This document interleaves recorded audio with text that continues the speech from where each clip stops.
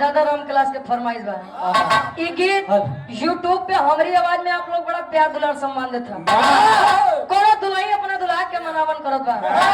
कैसे?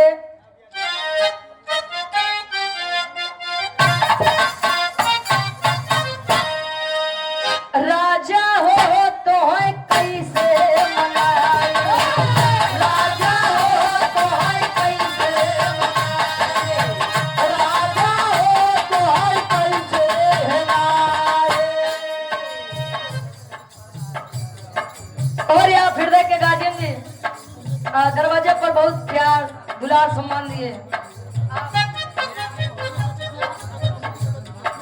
सराय मोहना कटरा से आप गार्जियन जी नमो बता दे भैया। संदीप भैया ये सुंदर पुष्प पंखुड़ियों में कथा हुआ हार और 100 रुपए का महान आशीर्वाद आशीर्वाद के चाह रही। अरे रतिये में हमरे लला गयो गाई दुल्हा का आत्मा रूपी दुल्हन परमात्मा रूपी दुल्हन के वर्णन बा। अरे रतिये में हमरे लला गयो गाई राजा हो तो है कैसे मनाए, राजा हो तो है कैसे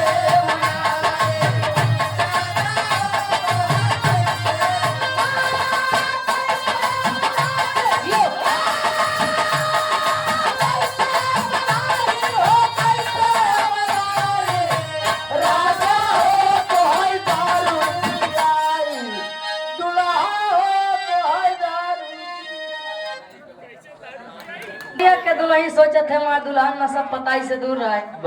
तोहार वाली पूछत है का यार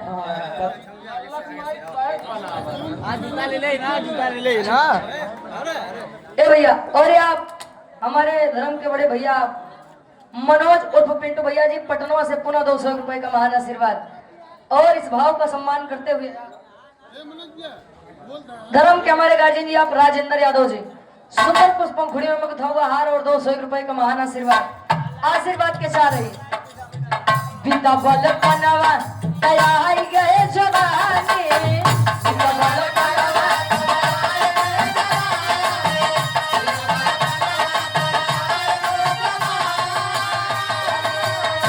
अरे रही रही के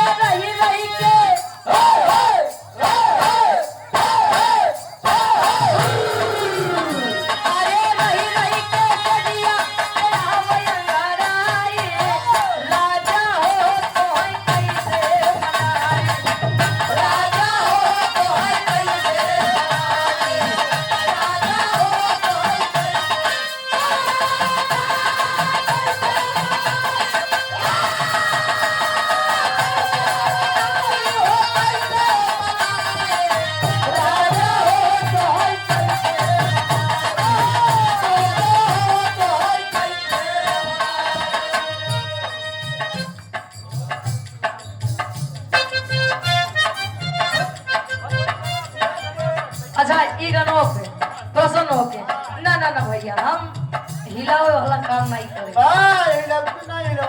हाँ भैया हम मंच से रिकॉर्ड है हमारा, हम मंच से नाचे नहीं नचवाए दी थी। हाँ भैया हो आप गार्जियन जी के द्वारा ढेर सारा मैं पुरस्कार आशीर्वाद के जा रहे हैं। का जाने शहर वाली कजरा का जाने शहर वाली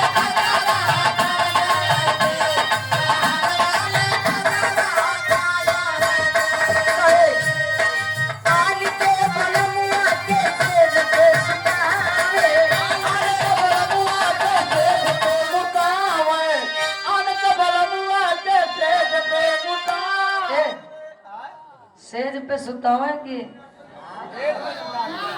ए भैया देखा अन्यथा न ले जाए बात। देखिए आन का बोलो मतलब जब लड़कियां छोट होते हैं अब मान लो जैसे तोहार लड़का हां लल्ला है अबे छोटा है वो चाची खातिर उनकर बेटवा है अबे तो बड़ी सेवा सत्कार करत है जब वो बड़ा हो गए।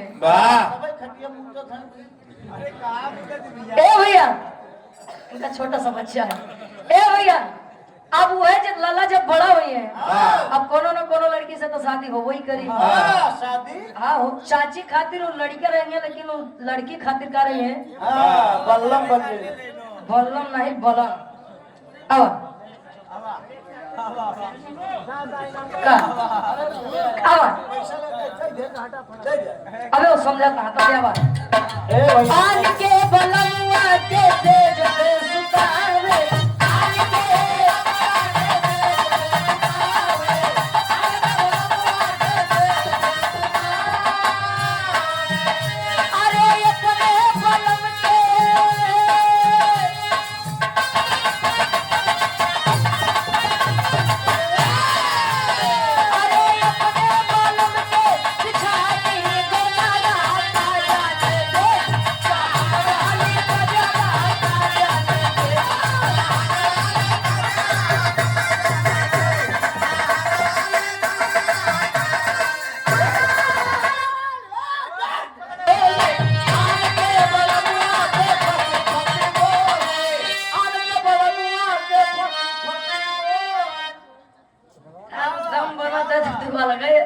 आन के बलमुआ से हंसी हंसी बोले तो फस बस बोला कौन गड़बड़ कर तोहर वाली फस फस बोलत है सरस्वती तड़ू करी बोले अब आन के बलमुआ से हंसी हंसी बोले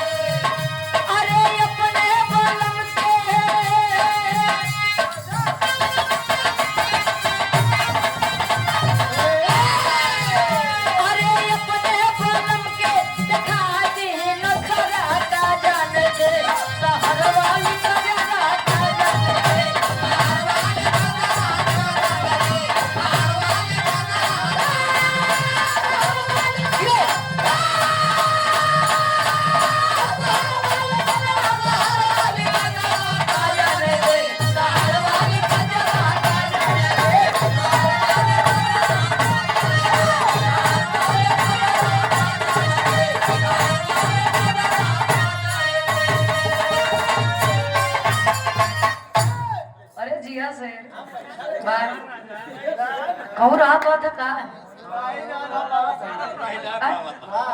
बर्दाश्त नहीं रहा मेहरारी पे कल ये आई इलाहाबादी ए भैया लब अरे हम जाना था तू बनारस के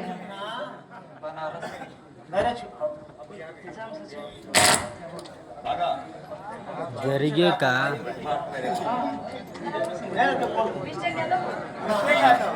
और यार धर्म के बड़े भैया मिस्टेक यादव बस पैसा दे दो का हम पैसा लिए 100 रुपए का महान आशीर्वाद और आप ये मेरे भैया मनोज उर्फ पिंटू भैया 200 रुपए का महान आशीर्वाद आशीर्वाद की चाह रही आती है ना भैया कहीं सलाई क्या होता तो ठीक रहता देश कम ना हो तो अच्छा क्यों देते ना बहन के कैसे ए भैया